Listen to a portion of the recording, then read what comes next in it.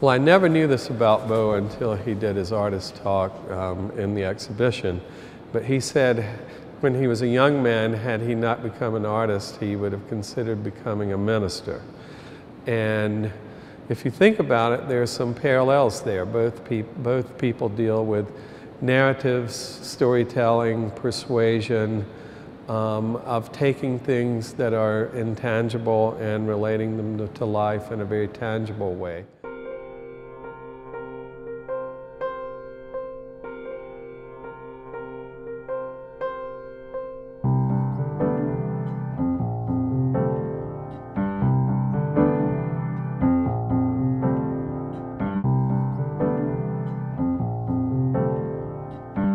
Part of my spending time here is to process my childhood and to process my whole life, because all of my dreams are in this house.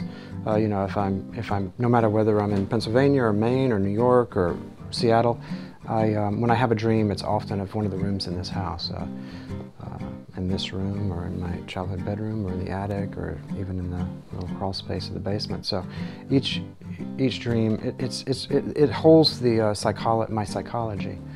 And so to be able to paint here, I'm able to you know, process my life and process my psychology in a very real way.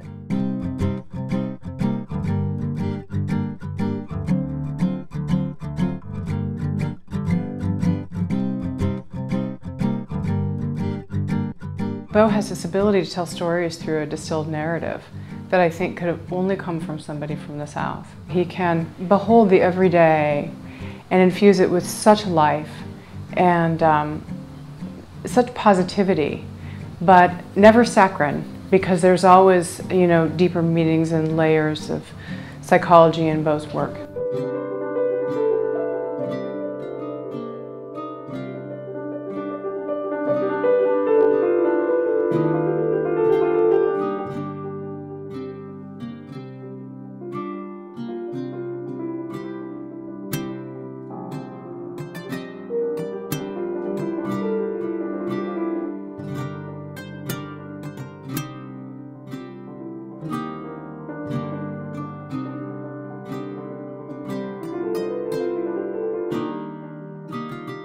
See this guy here that I found, this toy that I used to play with when I was a kid.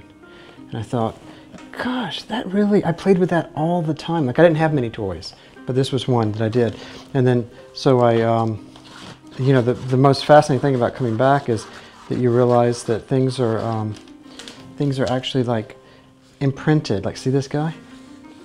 It's like direct from this pose.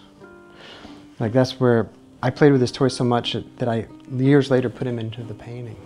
You might say he's a romantic realist. There's some things shocking and startlingly real about his work because of his virtuosity as a painter, but at the same time, his paintings are just as much about the invisible as the visible.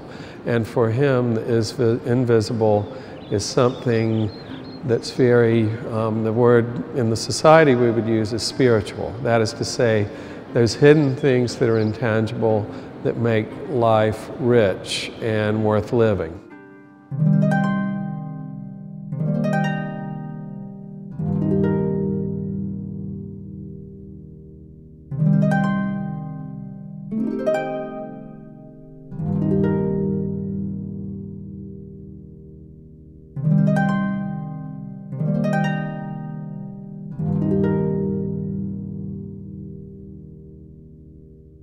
One time my father was watching television, he was watching the football game, and I said, we'd been studying Indians at school, and I said, Dad, I'm going to go outside and find an Indian arrowhead.